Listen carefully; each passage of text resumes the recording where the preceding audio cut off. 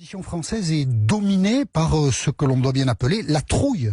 Le régime algérien, c'est pas moi qui le dis, ce sont les romanciers algériens édités en France, par exemple Yasmina Khadra et d'autres, qui décrivent l'enfer quotidien qu'est la vie en Algérie. Le régime algérien est corrompu et il plonge les Algériens dans la misère et le désespoir. La France n'a pas d'autre solution que d'être en accompagnement de ces centaines de milliers d'Algériens, et donc 6000 en France hier, c'est quand même spectaculaire, qui non seulement demandent à Abdelaziz Bouteflika de ne pas se représenter, mais qui demande aussi au FLN, le Front de Libération Nationale, qui dirige et pille ce pays depuis 1962, de quitter le pouvoir, de s'en aller.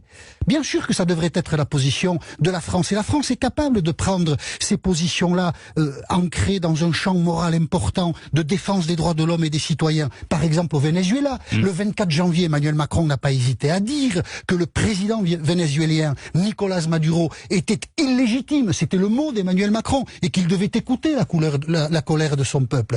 Pourquoi ce qui est possible au Venezuela ne l'est pas à propos de l'Algérie? Alors on dit assez facilement, oui, il y a l'histoire des relations compliquées entre les deux pays, ça n'est pas vrai. Le fond de sauce, c'est la trouille de voir le régime du FLN, même s'il est corrompu, chassé, balayé par des islamistes qui arriveraient au pouvoir à Alger et qui poseraient, c'est vrai, un grave problème de sécurité pour l'Europe en général et pour la France en particulier. Mais cette trouille, à l'origine, elle est nourrie par une erreur d'analyse. Nous pensons que dans les pays musulmans, les régimes autoritaires, et qui sont souvent des régimes militaires, nous évitent les pouvoirs islamistes. C'est faux, c'est complètement faux. On a vu en Égypte, en Libye, et d'une certaine manière, on a failli le voir en Tunisie. On est passé près de la catastrophe. Que les pouvoirs militaires et autoritaires dans ces pays-là nourrissent l'islamisme, que l'islamisme se répand dans les tréfonds de la société, que par le biais d'associations, ils sont les seuls véritables lueurs d'espoir pour des citoyens qui sont démunis de tout. L'entraide, elle se fait là, et ce sont les islamistes qui les portent dans ces sociétés, et aussi aujourd'hui en Algérie.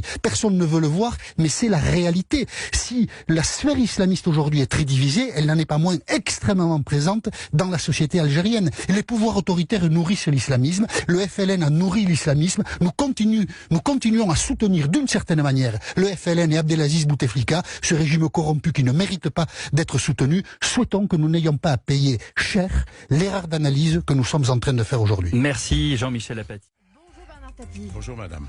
Vous vous battez contre un cancer depuis près de 2 ans. Vous serez devant la justice dans une semaine et ces derniers jours, vous devez faire face à de nouvelles accusations. Comment vous sentez-vous ? Vous mélangez un peu... on va en parler en détail, mais j'aimerais d'abord connaître votre état d'esprit. Comment vous sentez-vous ? C'est le cancer, un deuxième problème, c'est le procès. Oui. Et donc vous vous sentez comment ? C'est votre problème à vous, mais c'est pas le mien. Non, je vous demandais simplement...